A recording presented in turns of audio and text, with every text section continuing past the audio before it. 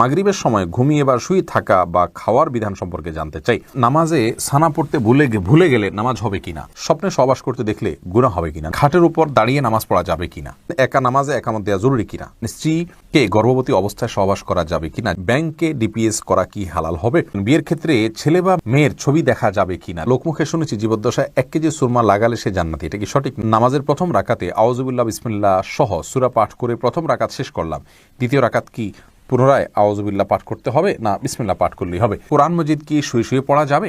অজুর সময় ঘন দাড়ির ভেতর পানি কিভাবে পৌঁছাতে হবে? মৃত ব্যক্তির সামনে আগরবাতি জ্বালানো যাবে কিনা? নবজাতকের বমি কাপড়ে লাগলে নামাজ হবে কিনা? মুরগি একাই জবাই করতে পারবে কিনা কারো হেল্প ছাড়া? জুমার নামাজ কি শুধু পুরুষের জন্য ফরজ, মেয়ের জন্য এর বিধান কি? মহিমা মাহি আপনি জানতে চেয়েছেন নবজাতকের বমি কাপড়ে লাগলে নামাজ হবে কিনা। দেখুন, বমি নাপাক, সেটা নবজাতক হোক অথবা প্রাপ্তবয়স্ক কেউ হোক, সবার বমি নাপাক, যার কারণে এটি লাগলে নাপাক হয়ে যাবে। জান্নাত আরা জুলি আপনি জানতে চেয়েছেন মুরগি একাই জবাই করতে পারবে কি না কারো হেল্প ছাড়া? হ্যাঁ, করতে পারবে, কোনো অসুবিধা নেই। মুরগিতে একজন ধরতে হবে এমন কোনো বাধ্যবাধকতা নেই। আপনি মুরগি যেভাবে খুশি সেভাবে জবাই করবেন, জবাই করাটাই হলো মুখ্য। বিসমিল্লাহ বলে জবাই করতে পারলে আপনি নিজে একাও করতে পারেন, কোনো অসুবিধা নেই। রাজীব হোসেন জানতেছেন জুমার নামাজ কি শুধু পুরুষের জন্য ফরজ, মেয়ের জন্য এর বিধান কি? অথচ হাদিসে নবী মুহাম্মদ সাল্লাল্লাহু আলাইহি ওয়াসাল্লাম বলেন, আমি যেভাবে নামাজ পড়ি তোমরা সেভাবে নামাজ পড়ো। ভাই রাজীব হোসেন, রাসূল আকরাম সাল্লাল্লাহু আলাইহি ওয়াসাল্লাম মেয়েদেরকে বাসায় নামাজ পড়তে বলেছেন, আর বাসায় তো আর জুমা পড়া যায় না, এই জন্য মেয়েদের জন্য জুমা পড়া আবশ্যক নয়, এটি হলো বিশুদ্ধ মত। তবে হ্যাঁ, কেউ জুমা হাজির হয়ে যদি পর্দার সাথে পড়তে পারেন সেটি জায়েজ আছে, কিন্তু তাদের জন্য জুমা আবশ্যক নয়। নুসরাত জাহান ইমু আপনি জানতে চেয়েছেন মৃত ব্যক্তির সামনে আগরবাতি জ্বালানো যাবে কিনা। দেখুন, আগরবাতি মূলত জ্বালানোর নির্দেশ হলো সুঘ্রাণের জন্য। অতএব মৃত ব্যক্তিকে রেখেছেন, তার দেহ থেকে কোনো দুর্গন্ধ আসতে পারে, সেই জায়গা থেকে আপনি সুঘ্রাণ যুক্ত কোনো কিছু ব্যবহার করতেই পারেন, আগরবাতি জ্বালাতেই পারেন। এছাড়া মসজিদে আগরবাতি জ্বালানোর কথা মুরাদুল্লাহ তাআলা বলেছেন। ইমানদারের বাসা বাড়িতে আগরবাতি অথবা ধূপের আপনার ধোঁয়া এটা প্রজ্বলন করা হবে সুঘ্রাণের জন্য, এটি ভালো, এটি খারাপ কোনো কাজ নয়। তবে মৃত ব্যক্তির জন্য করতেই হবে এমন কোনো বিষয় নয়। এমনি নাসিমউদ্দিন আপনি জানতে চেয়েছেন অজুর সময় ঘন দাড়ির ভেতর পানি কিভাবে পৌঁছাতে হবে।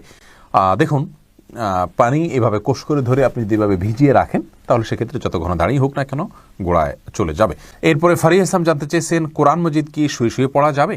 হ্যাঁ বোন ফারিয়া, কোরআন মজিদ শুয়ে শুয়ে পড়া যাবে, কোরআন মজিদ শুয়ে পড়া যাবে না এমন কোনো কথা কোরআন হাদিসের কোথাও বলা হয়নি, বরং সাধারণ অবস্থায় কোরআন মজিদ পড়া যাবে। তবে কোরআন মজিদের প্রতি কোরআন মজিদকে বুকের মধ্যে ধরে অসম্মানজনকভাবে শুয়ে শুয়ে পড়া উচিত না। আপনি মুখস্থ থেকে পড়তে পারেন, আর সাধারণ অবস্থায় বসে বসে সুস্থ অবস্থায় আপনার কোরআন মজিদ পড়ার চেষ্টা করা উচিত। সাইফুল ইসলাম জানতে চেয়েছেন নামাজের প্রথম রাকাতে আউযুবিল্লাহ বিসমিল্লাহ সহ সূরা পাঠ করে প্রথম রাকাত শেষ করলাম, দ্বিতীয় রাকাত কি পুনরায় আউযুবিল্লাহ পাঠ করতে হবে না বিসমিল্লাহ পাঠ করলেই হবে? দেখুন, সূরা ফাতিহা যেহেতু আপনি নতুন করে শুরু করছেন, এই জন্য আপনি আউযুবিল্লাহ পাঠ করবেন এবং এরপরে বিসমিল্লাহ পাঠ করবেন, কারণ ফাইদা ক্রাআতাল কোরআন ফাস্তাইয বিল্লাহি মিনাশ শাইতানির রাজিম। আল্লাহ তাআলা বলেছেন কোরআন যখন পাঠ করবে তখন তুমি আল্লাহ তাআলার কাছে আশ্রয় চাইবে শয়তান থেকে। এই জন্য প্রথম রাকাতে আপনি সূরা ফাতিহা পাঠ করেছেন, এরপরে আপনি রুকু করেছেন, সিজদা করেছেন, তাসবিহ পাঠ করেছেন, অনেকগুলো কাজ করেছেন, আবার নতুন করে আপনি তেলাওয়াত শুরু করছেন, যার কারণে আপনি এখানে আউযুল সূরা 2টা পাঠ করবেন। বাণী এই আইডি থেকে আপনি জানতে চেয়েছেন খাটের উপর দাঁড়িয়ে নামাজ পড়া যাবে কিনা। যাবে, কোনো অসুবিধা নেই। আপনি খাট হোক আর ভূমি হোক, ফ্লোর হোক, যে কোনো জায়গায় দাঁড়িয়ে সালাত আদায় করতে পারবেন। আপনি স্বাভাবিকভাবে যদি সালাত আদায় করতে অসুবিধা না হয় তাহলে সেক্ষেত্রে কোনো অসুবিধা নেই। হ্যাঁ, কোনো খাটের উপরে দেখা যায় যে ম্যাট্রেস বা ফোম থাকার কারণে অনেক দূর ডেবে যায়, যার কারণে রুকু সিজদায় তিনি ব্যালেন্স রাখতে পারেন না এবং সুন্দরভাবে সালাত আদায় করতে পারেন না, সিজদা সঠিকভাবে করতে পারেন না। এরকম যদি হয় তাহলে সেক্ষেত্রে তার জন্য খাটে দাঁড়িয়ে সালাত আদায় করা উচিত হবে না, এটা কমপক্ষে মাকরুহ হবে, অপছন্দনীয় হবে। তবে সালাত হয়ে যাবে।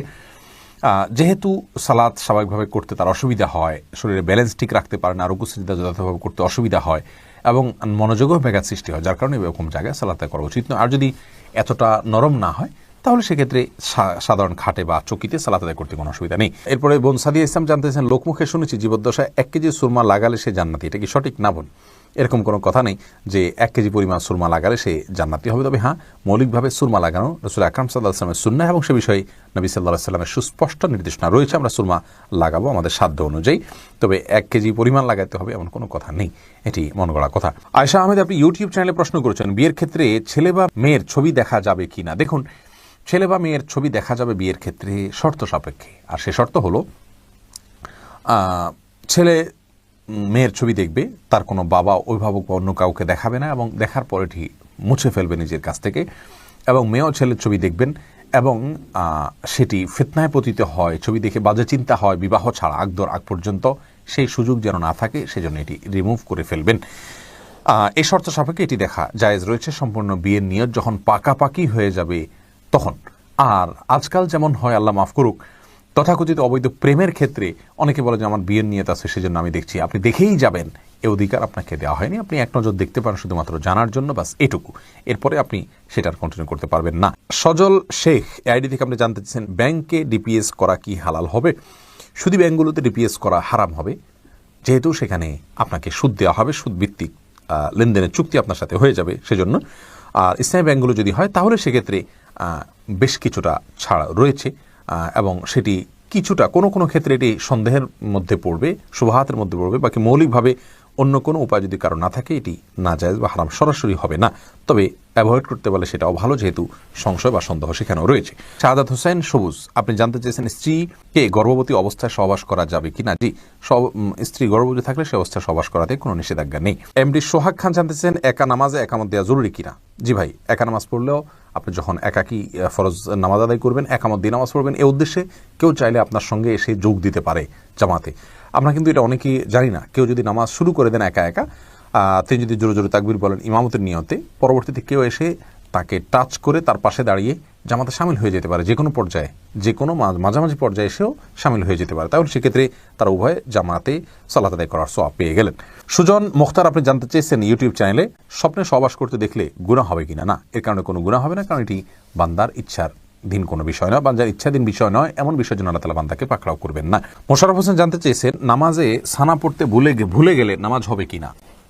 হ্যাঁ ভাই, নামাজ হয়ে যাবে, কারণ সানা পড়া এটা নামাজের জন্য ফরজ বা ওয়াজিব নয়। ফরজ বা ওয়াজিব নয় এমন কোনো কিছু ছুটে গেলে নামাজ হয়ে যাবে, কোনো অসুবিধা নেই। এমডি রায়হান সিদ্দিকী আপনি জানতে চেয়েছেন মাগরিবের সময় ঘুমিয়ে বা শুয়ে থাকা বা খাওয়ার বিধান সম্পর্কে জানতে চাই। দেখুন ভাই রায়হান, মাগরিবের পরে এশার আগে শোয়ার ব্যাপারে হাদিসে নিষেধাজ্ঞা রয়েছে। নবী সাল্লাল্লাহু আলাইহি ওয়াসাল্লাম অপছন্দ করতেন এই সময় শোয়াটাকে, যার কারণে মাগরিবের পরে শোয়া উচিত নয়।